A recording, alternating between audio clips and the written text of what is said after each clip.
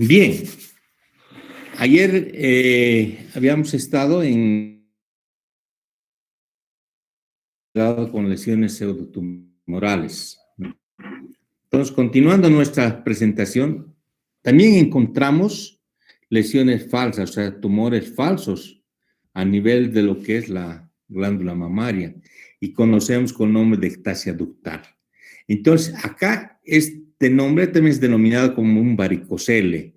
El varicocele nos traslada a nosotros a la parte de urología, donde el hombre va a consultar al urólogo y tiene una dilatación venosa, ¿no? Entonces, aquí también existe una dilatación, pero no venosa, sino dilatación de los conductos galactóforos. A nivel de lo que es la glándula mamaria, tenemos los conductos galactóforos, los senos galactóforos, entonces esos conductos están dilatados.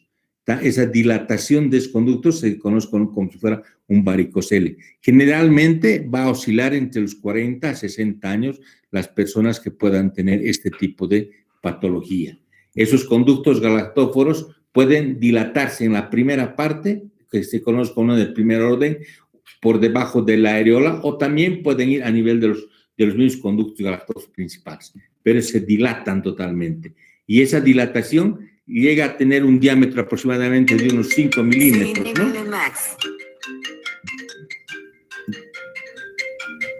5 milímetros es llega a tener un diámetro aproximadamente de unos 5 milímetros, ¿no? Su cavidad está ocupada en ese sentido de material lipídico y detritus. Hay detritus prácticamente a nivel de lo que llega dentro de los conductos, dentro de esos ductos en la ectasia ductal. Otra patología tenemos el amartoma.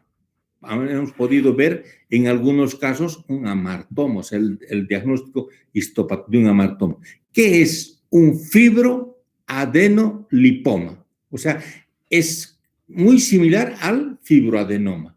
Es difícil de distinguir. Es un tumor benigno compuesto por elementos de la mama de distintas proporciones, donde van a encontrar tejido fibroso, tejido adiposo, conductillos, lobulillos, y está rodeado por una cápsula.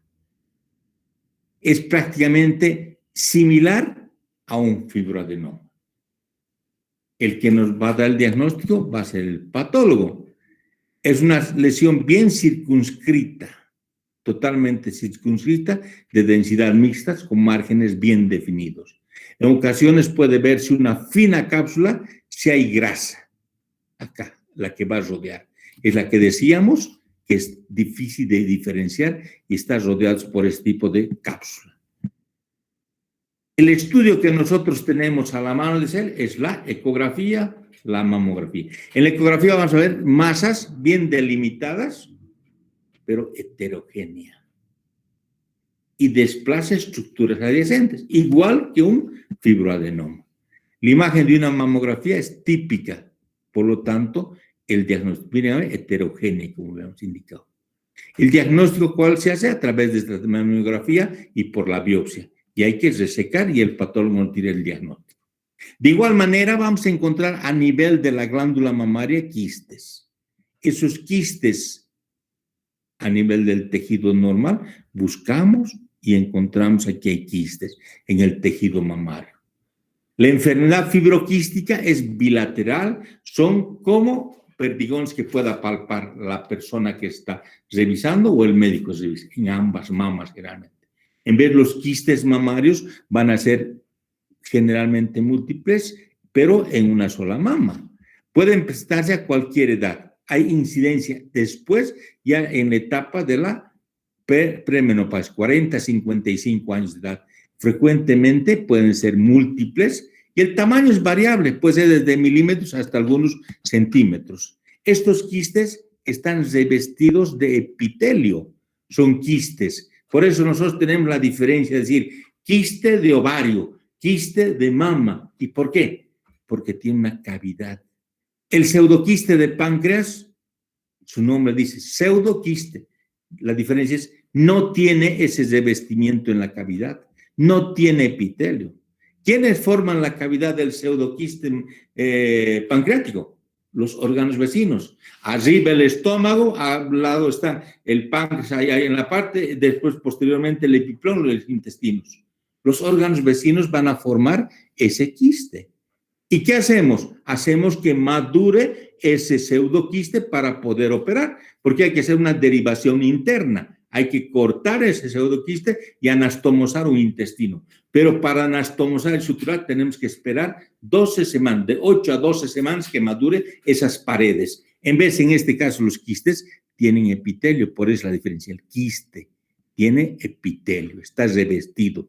Ahí ese quiste está lleno de líquido y el tamaño es variable. Esta dilatación de este quiste puede conducir a que se destruya los lobulillos, existan unos conductillos totalmente destruidos. ¿Por qué? Hay trastornos hormonales y frecuentemente hay alteraciones a nivel de los ciclos menstruales. Por eso van de la mano tanto los quistes de ovario con los quistes de mama, porque son trastornos hormonales. Es frecuente en las menores de 25 años y rara en las mayores de 35 años. Hablamos de quistes de mama. Ahora, un quiste puede tener el quiste en su interior, en vez de líquido, leche. Sería un quiste lácteo. Entonces se llama un galactocele. Se presenta generalmente cuando se distiende esos conductos galactóforos en el periodo de la lactancia o del puerperio. Tuvo el bebé, la mujer, y empieza a secretar leche. Y en ese sentido empieza a dilatarse algún conducto como si fuera un nódulo, una masa pequeña, y va a dar más tensión en ese cuadrante que tenga y empieza a desarrollarse un quiste lácteo. Ese quiste lácteo generalmente sucede cuando, por ejemplo, la mamá está dando de lactar y decide, mañana ya no le da de lactar al niño. Entonces se acumula leche. Por eso siempre es aconsejable que posteriormente continúe con vaciamiento. Se han creado algunos aparatitos para que succione inclusive la leche, porque se tiene que succionar. Si no, va a formarse un quiste lácteo que puede posteriormente infectarse, ¿no ve? Generalmente, a veces, después de 10 meses suspenden, pero hay que continuar en ese sentido o hacerse compresiones a nivel de las mamas para evitar que siga produciendo bastante cantidad de secreción láctea. Esos quistes también pueden infectarse. Y también hablamos de enfermedades inflamatorias de la mama. La mama también puede inflamarse. Cualquier lugar nuestro puede tener una inflamación. ¿Y qué es eso? Es una respuesta local de las estructuras que forman la glándula mamaria frente a una agresión. Una agresión y es una respuesta de la glándula mamaria. Ha sido agredida esa glándula mamaria y va a responder. ¿Con qué va a responder? Con inflamación de la zona. Con las maniobras que nosotros conocemos: calor, rubor, tumor, dolor. ¿No? Nos han enseñado eso desde patología. El calor, el rubor, el tumor y el dolor. Y las causas pueden ser microbianas. Ese conducto lácteo que no pudo ser vaciado se tapa y empieza a producir gran cantidad de bacterias y va a condicionar una enfermedad inflamatoria. Microbianas. Químicas. Algo que haya condicionado una lesión química, una respuesta a esta glándula mamaria. Hormonal, que tenga exceso de cantidad hormonal, va a condicionarnos una alteración inflamatoria. O físicas, un traumatismo, un golpe, alguna de esas descondiciones puede condicionar una inflamación. Entonces, ahí vemos causas que puedan llevar a tener una inflamación de la mama. Y ahí vemos las mastitis. Mastitis aguda, quiere decir que se presenta inmediato. Mastitis, todo lo que termina en itis es inflamación de la mama. Ocurre en las primeras semanas de la lactancia, empieza a dar de lactar y el bebé puede condicionar este problemita.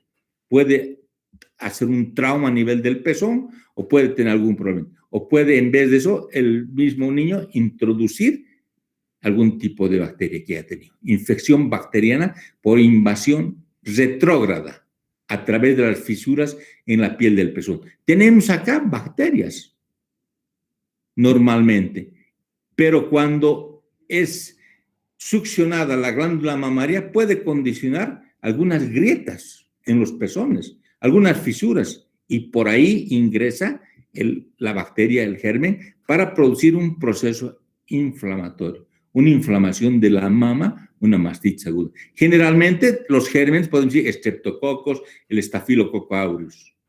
¿Y qué va a sentir la mamá? Inflamación local y va a tener fiebre, dolor, todas las características que tiene. Entonces tenemos que estos pueden llegar a formar abscesos. Por eso no se debe suspender la lactancia, hay que favorecer antes el vaciamiento de la mama. Hay que tratar de drenar. Podemos usar penicilinas, podemos usar antibióticos de diferentes tipos, pero lo más importante, absceso drenado es absceso curado. Los antiinflamatorios nos van a servir, todas esas cosas, pero lo que se tiene que hacer es eso. Tenemos las mastitis agudas, como habíamos dicho, las mastitis puerperal y las neonatales. Y igualmente también como hay agudas, hay crónicas. Y en las crónicas vamos a citar bastante cantidad de mastitis residual, que ha tenido varias veces mastitis, esclerosante, esteatonecrosis porque hay necrosis de la grasa. Aquí podemos pensar un problema de la tuberculosis, granulomatosis que encontramos así, o diabética, porque hay exceso de linfocitos. Aquí tenemos otro tipo de alteraciones a nivel de los ductos, eritemas o enfermedades específicas, que puedan llegar ¿a qué? A condicionar mastitis crónica. ¿Qué quiere decir eso? Inflamación casi permanente. Se sana, otra vuelta. Se sana, vuelta. Es como decir, una colecistitis crónica reagudizada. Se agudiza cada vez, ¿no? Entonces, vamos viendo con las mastitis, ¿no? Entonces, mastitis crónica. ¿Y los abscesos? ¿Qué van a ser los abscesos? Los abscesos tenemos aquí los conductos y los senos. Entonces, el absceso, ¿qué ha pasado? Una distensión y dilatación del seno galactóforo. Se está inflamando, se está dilatando. ¿Por qué se dilata? Porque se obstruye. ¿Cuál es la fisiopatología de la apendicitis aguda? La obstrucción. Se obstruye el conducto y empieza a haber proliferación bacteriana dentro del apéndice. En este sentido, de igual manera, existe mayor proliferación bacteriana porque se obtiene obstrucción de este conducto galactóforo y el seno se dilata. Al dilatarse, ¿qué va a condicionar? Está retrayendo, está traccionando el pezón. Y el pezón se va a invertir, se va a meter hacia adentro. Generalmente, ¿en quiénes? En mujeres de edad avanzada y recurrente, y es difícil de tratar permanentemente. Por ahí vienen las mastitis, el absceso. Y los signos cardinales que ya dijimos, tumor, calor, rubor, dolor. Son la tétrada que nos han enseñado y que no nos olvidamos que vamos llevando. Entonces, estos abscesos pueden localizarse. Miren, aquí en esta imagen ponemos a nivel de la parte de los tejidos grasos. Es donde más se va a localizar, en la parte externa. Y sabemos que la glándula mamaria, ¿qué es? Es un depósito de tejido graso que separa. Y en ese sentido podemos encontrar bastante cantidad de abscesos. ¿Y qué síntomas tiene la mujer que tiene abscesos? Es como todos, dolor, pero en las mamas. Tumor, porque va a haber como un tumor, una nodulación, dense cuenta. Agrandamiento unilateral de alguna mama. Se va a enrojecer, calor, rubor, tumor, dolor, y va a tener fiebre. Fiebre. El prurito va a tener secreción purulenta por el pezón, porque eso está comunicado por los conductos. Va a comprimir, va a salir esa telosea, pero purulenta, pus.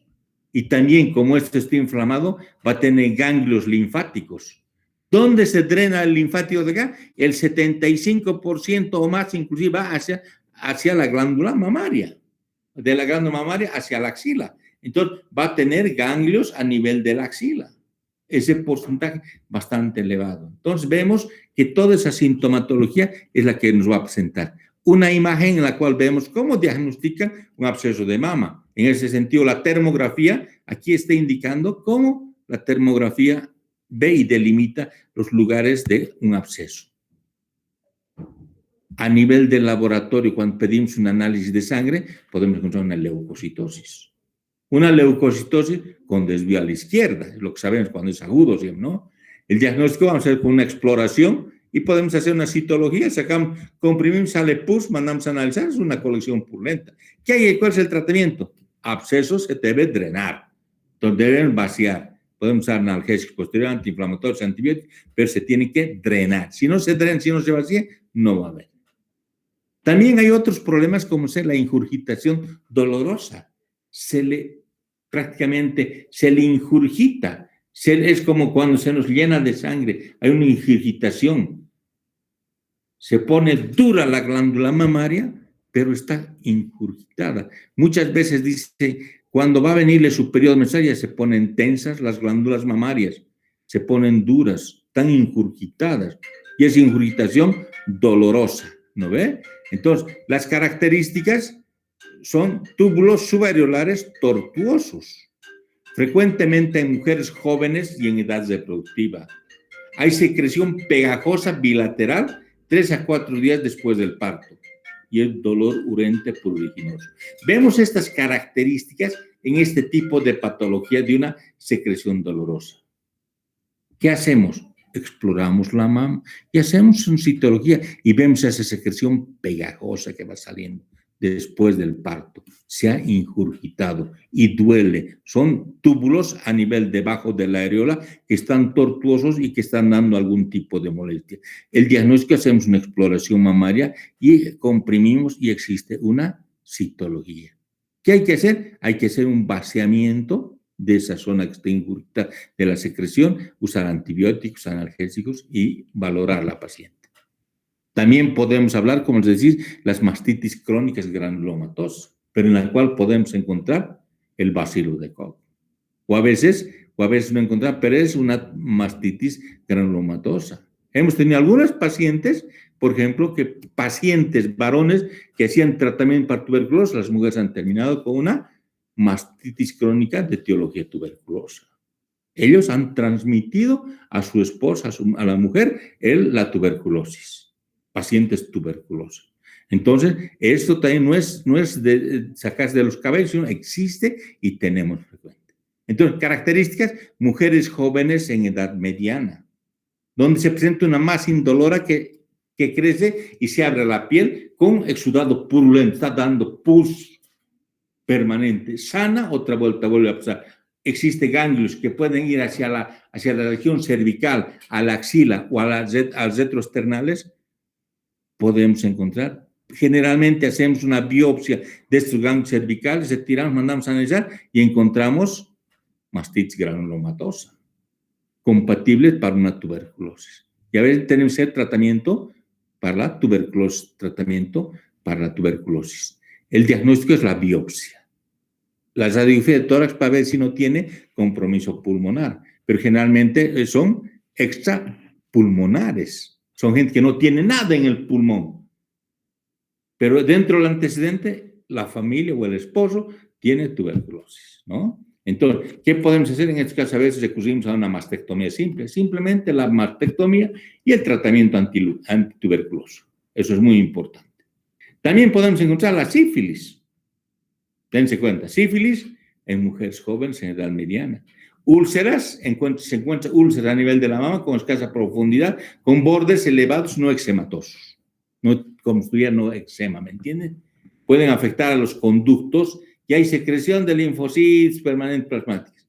Le hacemos el estudio, digamos, para VDRL y nos da positivo. Tenemos que hacer tratamiento antiluético. Entonces, no podemos olvidar, aquellas pacientes que tengan una mastitis crónica, tenemos que ir pensando en patologías que puedan darse y que podamos tener. Entonces, no es de más descartar. Entonces, ahí avanzamos referente a las patologías benignas. Ahora entramos también a los tumores malignos de la mama. Los tumores malignos de la mama, vemos el cáncer de mama. Esta es la patología que prácticamente nos tiene que parar las orejas y decir, debemos hacer algo. Y ustedes que están en la parte de medicina y están empezando en este aspecto, que van a ser internos, residentes, tienen que ver de que se tenga que diagnosticar antes, in situ, antes de que sea invasivo, para curar a la mujer. Porque hoy en día vemos muchos niños sin mamás y la causa, un cáncer de mama. Van a ver los porcentajes epidemiológicos en los cuales se encuentran. Entonces, hablamos del cáncer de mama como la proliferación acelerada. Dense cuenta, esto va para cualquier tejido. Proliferación acelerada, desordenada y no controlada. Crece rápido, está desordenado y no controlan. Algunas ciudades de Bolivia han crecido así en proliferación acelerada, desordenada, no controlan. No se controlan las ciudades. Hay ciudades en el exterior que igual crecen desordenadamente, no controladas. No saben dónde va, ¿me entienden? y células pertenecientes a distintos tejidos de una glándula mamaria. Entonces, a eso han catalogado. Y esa palabra de cáncer deriva del griego, ¿no? Que significa cangrejo. De ahí viene, por las formas abigarradas que tiene con las ramificaciones similares a un cangrejo marino. Y de ahí viene su nombre. Es una forma abigarrada, como llamamos aquí, ¿no ve? Con ramificaciones similares a de un cangrejo marino. Eso es lo que normalmente vemos como el cáncer de mama. El cáncer de mama, la incidencia del cáncer de mama aumenta progresivamente con la edad. A medida que la mujer avanza en edad, aumenta la posibilidad y probabilidad de que tenga cáncer de mama. Eso es lo que quiero decir, que la incidencia aumenta progresivamente con la edad. Infrecuente en las menores de 30 años. Vemos que menores de 30 años, con un nodulito, todas las cosas, podemos pensar una enfermedad fibroquística, un fibroadenoma, alguna patología benigna de las que hemos hablado. Pero un 20% de los cánceres de mama se producen entre los 40 y 50 años. Es la edad en la cual estamos encontrando, 40 a 50 años. De ahí viene el detalle de hacer un screening, una revisión de la mama en forma diaria en la casa de la mujer y anualmente algún tipo de screening en diferentes partes. Tenemos en el screening mamográfico, hacer mamografías después de los 40 años. Los japoneses, como han logrado controlar prácticamente su cáncer de estómago, haciendo endoscopías. Y han definido tal edad, y desde esa edad hacen cada año. ¿No? Entonces, están viendo esas cosas. En este sentido de la mama, esto se basa en la baja sensibilidad. Cuando hacemos menos de 40 años, dice, baja sensibilidad de la mamografía antes de los 40 años. Y la relativa baja incidencia de cáncer mamario antes de esta edad. Porque dice, el 20% es entre 40 y 50. O sea, a partir de los 40 años podemos hacer anualmente una mamografía. Es igual como la mujer, desde que tiene relaciones, tiene que hacer un Papá Nicolau. En nuestra maternidad, en la que tenemos del Hospital Clínico Viedma, en la maternidad, ¿cuál es la causa primera de mortalidad? Es el cáncer cervicuterino. ¿Y en quiénes? Mujeres jóvenes, 30, 25 años. La promiscuidad, la tenencia de muchas parejas sexuales, muchas cosas, condiciona al problema de las úlceras. Y las úlceras no tratadas van condicionando muchos otros problemas que van conllevando a ese aumento, a la incidencia del cáncer cervicuterino. Y nosotros tenemos que hacer esto, ver en ese sentido de tratar de hacer mamografías a partir de los 40 años. Por lo menos orientarles que cada año tiene que hacerse. Estamos viendo mujeres a los 50 años, dice, por primera vez me voy a hacer mi Papá Nicolau. Y hay algunas como chistes, le dicen, ¿y qué opina del Papa Nicolau? No sé, no lo conozco, lo único que lo conozco al Papa Francisco. Dense cuenta, ¿no? O sea, vamos así en ese sentido de las cosas. Tenemos que hacer ciertas cosas. Y es en un screening tenemos que ver la mamografía anualmente después de los 40 años. El cáncer de mama es el cáncer diagnosticado más frecuente en las mujeres. Es el más frecuente. Por eso avanza la tecnología en tratar de encontrar más sangre, ¿no? El cáncer de mama, miren, es la segunda causa más común de muerte por cáncer en las mujeres en el mundo. ¿Por qué es la segunda causa más común de muerte en el mundo? Miren, es considerado como el segundo en frecuencia después del cáncer de pulmón en todos los pacientes. El cáncer en primer lugar, cáncer de pulmón. Segundo, cáncer de mama. Entonces, dense cuenta que tiene su importancia pesquisar y tratar de encontrar esta patología en sus estadios iniciales. Constituye más de 1 de 10 casos nuevos diagnosticados cada año. La mamografía sigue siendo el estándar de oro para la imagen de la mama. Por eso hay que pedir mamografía. Hoy en día esa mamografía se ha cambiado. La mamografía anterior era mamografía, hay mamografía digital. Hoy se hace mamografía con contraste. Dense cuenta cómo avanza. ¿No ve? Hay la tridimensional que estamos haciendo. elastografía, ha avanzado la tecnología para tener un diagnóstico. La pesquisa de cáncer de mama por tamizaje para disminuir mortalidad. ¿Qué están haciendo hoy en día el sector de salud de ustedes, digamos, a nivel de lo que es la pandemia? Están buscando tamizaje, están yendo, a ver, hoy día vamos a hacer tal distrito y hacen un tamizaje, un barrido de toda la zona para encontrar quién tiene el virus, para disminuir. En este caso, se hace también tamizajes para... ¿Qué modalidades se tiene para tamizaje? Hay modalidades para esta patología. Un autoexamen, enseñar cómo se debe hacer la revisión a la mama. Hemos repasado la parte de la historia clínica, cómo se hace el examen, y repetirle a la mamá que tiene que hacerse la revisión mamaria. El examen clínico de la mama, la mamografía que debe hacerse permanentemente cada año de tamizaje. 40, 42 cada año. Una mamografía digital, o en algunos casos llegar a una biopsia. No encontrar, así como en este caso, estadios avanzados. Eso es muy grave. Hay ciertas recomendaciones que es el tamizaje. Dice, edad para comenzar, 40 años. Frecuencia de los mamogramas, anualmente, cada año. Excepto en aquellos casos que se tiene, por ejemplo, que se tiene algún VIRAT 3, por ejemplo. Diremos, en 3 meses hay que repetirle.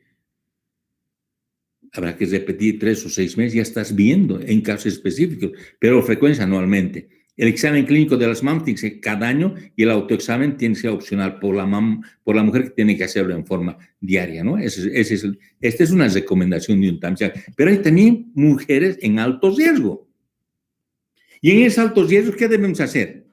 Recomendar una imagen anual de resonancia magnética de la mama. Es más específico, hacer una resonancia. Sé que el costo es mayor, pero en pacientes con alto riesgo, en ese tamizaje. Si tengo un paciente con alto riesgo, aquella paciente que tiene un BRCA, ya hemos hablado, el BRCA que no es que tiene cáncer, pero sí tiene posibilidad de que tenga cáncer. Por herencia. Mutación genética. He visto gente que con ideas, con estudios, dice, tengo BRCA1, seguro voy a tener un cáncer de mama, me dejaré sacar las mamas, punto, y ya. Y así es lo que vamos viendo. Hoy en día la parte va avanzando a buscar, porque tenemos que encontrar en estadios iniciales. Entonces, aquellos pacientes que tienen mutación con BRCA, en el tamizaje tendré que hacer resonancia magnética. En aquellos que tienen un síndrome de Li-Fraumeni o parientes en primer grado de esta enfermedad, le pediré una resonancia magnética. Más aparte de esto, ¿no? Aparte de eso, le tengo que pedir esto. O en un síndrome de Cowden. Mujeres con historia personal de cáncer de mama. Una hiperplasia ductal atípica. Un carcinoma lobular in situ. Entonces tenemos algunos pacientes que tengo que añadir otro estudio más porque son de alto riesgo. Es un embarazo. Una mujer que tiene una placenta previa y deben controlar su embarazo de alto riesgo. Ella llevará otro tipo de pesquisaje de tratamiento porque es alto riesgo. En vez, nuestros pacientes para la mama, si tienen un carcinoma lobular in situ, en el lóbulo, ya voy a tomar conducta, pero le haré una resonancia cada año. Buscaré. Hiperplasia ductal atípica, igual. Mujeres con historia personal de cáncer de mama. Entonces, son personas que tienen que entrar a un tamizaje de alto riesgo. Otras modalidades que podemos hacer, aparte de esta resonancia, podemos pedir también algunas, podemos ultrasonido, algunas imágenes con tomosíntesis. Hoy en día ya vemos mamografía digital con reconstrucción computarizada, como se hace, sustracciones, mamografía externo-digital o imagen tridimensional, especificación de imágenes de resonancia magnética o especificidad de ultrasonido. Han mejorado cada uno de los avances. ¿Para qué? Para tener un diagnóstico temprano. Tal es el hecho que hoy en día ya no solo encontramos nódulos palpables, nódulos que no se palpan, lesiones no palpables. Y es lesiones no palpables entra esa mesia de estereotaxia para poder tomar la biopsia en ese aspecto. Esta biopsia, la biopsia estereotática, es una precisión de la biopsia percutánea con aguja gruesa. Prácticamente va a encontrar y va a estar bien. Una tasa de falsos negativos está solucionado. Entonces, pero necesitamos esta mesa. Es un avance tecnológico que se tiene. Entonces, ¿en quiénes se hace este tipo de biopsia? ¿A quiénes se les va a sugerir? Un BRCA 3, 4 o 5. Tienes que ser específico. No pueden fallar. No pueden haber estos falsos negativos. No puede haber eso. ¿Me entienden? Entonces, tenemos que tener una seguridad. O múltiples lesiones sospechosas. A veces tenemos una mama con lesión tumoral. Ya tenemos esa, pero la otra mama tiene lesiones sospechosas. A esas lesiones sospechosas podemos buscar, pesquisar. Porque a veces nosotros entramos y no sacamos nada, no tiene nada, gracias. Pero estamos dejando la lesión sospechosa. O áreas sospechosas con imágenes de resonancia magnética. Estamos sospechando. Masa sólida sospechosa en mamografía no palpable, que no se palpa y no ve el ultrasonido, pero la mamografía sí detecta. Les mostré unas imágenes de una paciente que hace una mamografía un año, el siguiente año y al tercer año encuentran la lesión. Pero la mamografía estaba ya sospechosa, era no palpable y no veía el ultrasonido. Entonces, dense cuenta que tenemos que hacer una biopsia a través de, sería lo ideal, microcalcificación sospechosas y distorsión de la arquitectura. ¿Ves? La arquitectura mamaria está totalmente deformada. Tenemos países vecinos, Chile, el Brasil, donde prácticamente van gente ya que toma cita, van y se hacen tomar una biopsia dirigida con esta mesa. El porcentaje de error es prácticamente cero, ¿no? Pero lo ideal en ese sentido es eso. Existen factores de riesgo para todas las mujeres. Un factor de riesgo es la edad. Edad avanzada es un riesgo alto. Cuanto más la edad avance, más probabilidad de tener un cáncer de mama. Cuanto más joven es la mujer, es un riesgo bajo.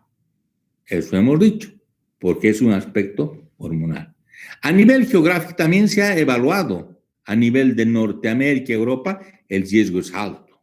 Se han encontrado mayor preponderancia de este tipo de patología que en Asia o en América Latina.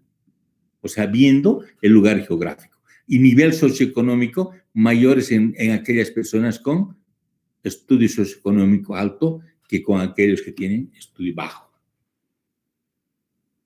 En el embarazo se ha visto también el aspecto que es un riesgo alto cuánto tiene su agüita la persona que tiene mayor a 30 años que la que tiene menor a 20 años. La que tiene menor a 20 años tiene un riesgo bajo de tener un cáncer de mama. Le va a dar de lactar y estamos viendo nuestro factor socioeconómico. Esto va llevado de la mano. La persona que tiene un socioeconómico bajo y generalmente van a tener niños.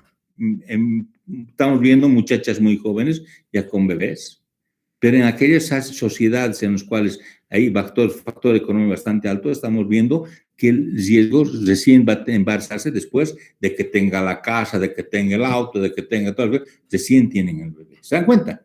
Entonces, eso es lo que se ve. Y dice, ya tenemos un hijo, ¿quieren un segundo? No. ¿Qué hacemos? ¿Tenemos o nos compramos el auto, o nos compramos la casa?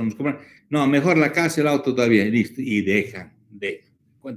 En aquellos que hacen oforectomía, el riesgo alto, el riesgo bajo.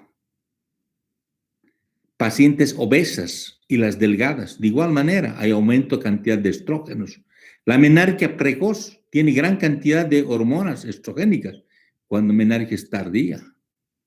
Empieza a menstruar una paciente a los 10 años, tiene una gran cantidad de hormonas, pero otras recién menstruan tardíamente, 17 años, pues, entonces, ¿es por qué? Porque les falta cantidad hormonal, son personas de bajo peso, o una menopausia tardía, siguen con sus periodos mensuales hasta los 50 años, siguen con periodos normales.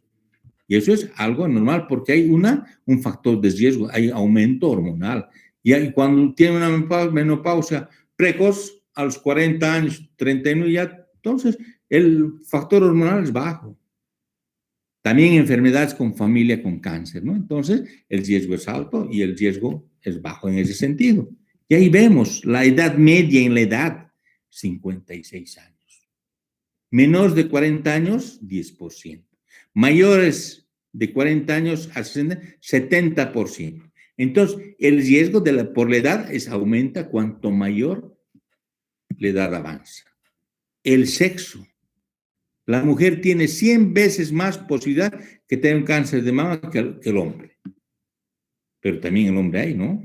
Factores geográficos, más frecuente, como habíamos hablado, a nivel de Norteamérica que en Asia o en América Latina. Y igualmente en la edad, ¿no? Es más frecuente en las que tienen mayor. El estado hormonal.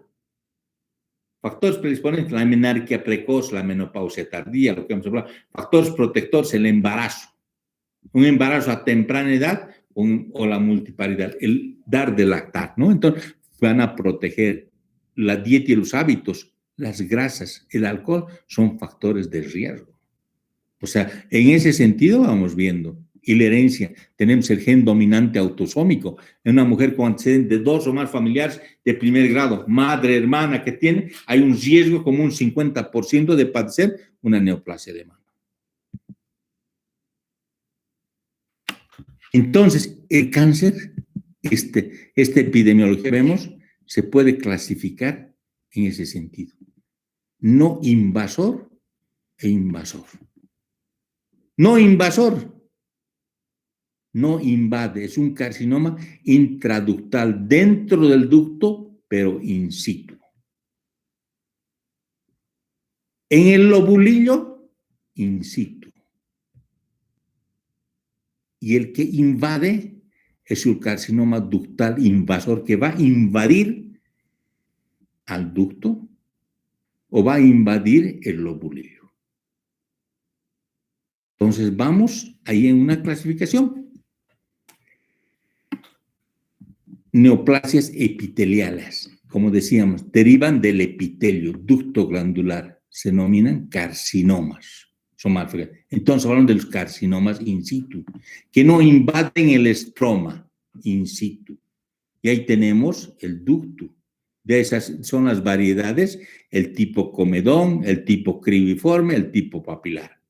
El pronóstico depende de la agresividad, se asocia a agresividad. Esto el patólogo nos dice y nosotros sabemos, dependiente, es que el comedón se asocia a la agresividad. El cribiforme es más favorable. El papilar, su pronóstico en relación a la necrosis. ¿Cuánto de necrosis tiene? Entonces vamos viendo los carcinomas in situ para tomar una conducta. Y el lobulillar in situ del lobulillo. Y los infiltrantes son, miren, el 95% de las neoplasias malignas. Entonces se encuentran mayor cantidad que estas in situ. Eso es lo que nos llama la atención. Y vemos en este aspecto, cuando es invasor, prácticamente estamos viendo tiempo de sobrevida. Y eso es lo que tenemos que nosotros tratar de ver. Y en esto tenemos carcinomas invasivos del ducto, del lobulillo y los mixtos. Y los no clasificados que podemos decir. Entonces tenemos en estos infiltrantes 4 variedades. Uno a nivel del ducto, otro a nivel del lobulillo, otro los mixtos que van a ambos, tanto el ducto como el lobulillo, y otros los que no se pueden clasificar, que las han puesto así. Y en esto, en el ducto, esas variedades, como en esto decíamos, son variedades del ducto. Variedad comedón, cribiforme y papilar. En este caso, la variedad de estos tipos invasivos. Son invasivos, carcinomas invasivos, no son in situ, dentro del ducto, que ocupan el 75-80% de los carcinomas de la mama. Podemos encontrar la variedad tubular, cribiforme, mucoide, medular, secreción juvenil, papilar, apócrino, angiófilo. Todas estas variedades nos indica el patólogo, y aquí también pone la enfermedad de Paget de la mama, que vamos a verla. Hay algunas patologías, hay que ver, y el carcinoma adenoide quístico. Algunos tienen buen pronóstico, algunos tienen pronóstico favorable, depende, ¿me entiendes? Pero son carcinomas invasivos del ducto y que nos ocupan en 75-80%. El lobulillo son menos frecuentes que los ductales son más frecuentes y los mixtos son aquellos que van a tener una proliferación ductal y también lobulillar. Y hay otros que no los clasifican. Entonces, acá tenemos varias variedades que nos va describiendo el patólogo y de esa manera vamos viendo cuál tiene mejor pronóstico, cuál tiene peor pronóstico, cuál es mucho más agresivo. Por ejemplo, un carcinoma metaplásico es mucho más agresivo, o el escamoso. Entonces, es dependiente de la agresividad que se tiene en este tipo de tumores. De igual manera, hablamos de las neoplasias malignas mesenquimales. Y aquí hablamos del mesénquima. Y estas neoplasias, vamos a verlas, o sea, en otras partes, es lo que vamos viendo. Y también se ve a nivel de la mama. Pero la incidencia es baja, es muy baja. Pero también pueden existir. Estamos viendo pacientes que tienen fibrosarcoma y también en la mama. Angiosarcoma y también en la mama. Igual así, el sabdomiosarcoma, sarcoma estromal, el liposarcoma, fibrostocitoma maligno, linfoma, otros. Entonces, son enfermedades del mesénquima que tienen una incidencia más baja, pero también se puede encontrar a nivel de la glándula mamaria. Y también hay una incidencia metastásica de la mama. Dense cuenta, la mama se metastatiza la mama. ¿Y de dónde viene esto? Viene a veces de los melanomas, orígenes más frecuentes para que metastaticen la mama. Un melanoma. Sabemos que el melanoma es un tumor, un lunar, a nivel generalmente de las extremidades. Y se va a lanzar metástasis. Y cuando a veces sacamos el tumor, ya tiene metástasis hasta en el cerebro, en el pulmón, en el cerebro, y también puede metastatizar la mama. Los linfomas, los carcinomas pulmonares, el gástrico, el ovario, o sea, tumores de otros lugares pueden ir a dar metástasis en la mama. Entonces vamos viendo la diseminación, cómo pueden avanzar. Entonces también pueden haber este tipo de neoplasias que no sean primarios de la mama, que sean metastásicos de otro órgano de la mama. Entonces, vemos que en nuestra clasificación, vemos acá tumores que pueden ser mesenquimales, del mesénquima con todas las variedades que conocemos, metástasis a la mama de otros órganos, como de un melanoma, de un linfoma, de un carcinoma pulmonar, gástrico o ovárico. Y también los carcinomas que pueden ser infiltrantes o los carcinomas in situ. Entonces, ahí tenemos nuestra clasificación referente a este cuadro. Vamos a entrar en la parte clínica de esto el día de mañana. O sea, no quiero que vayamos por tanto. Vamos a entrar en la parte clínica referente a todo lo que es la patología neoplásica. Bueno, yo creo que aquí nos vamos a quedar y mañana vamos a avanzar toda la parte clínica referente a lo que es la glándula mamaria.